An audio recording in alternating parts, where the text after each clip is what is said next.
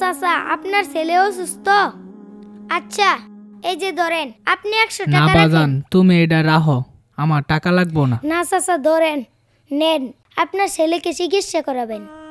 আচ্ছা বাবা, ঠিক আছে, আমি তোমার দোয়া করলাম বাবা।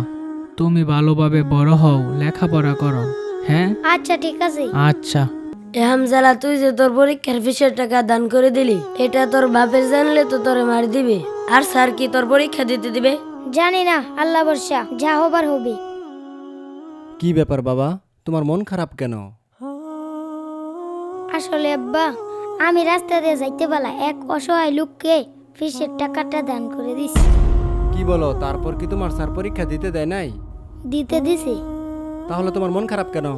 আমি মনে করছি তুমি আমাকে বকা দিবা। আরে বাবা, বকা দিব কেন? তুমি দান করেছো, এতে আমি আরো খুশি হয়েছি।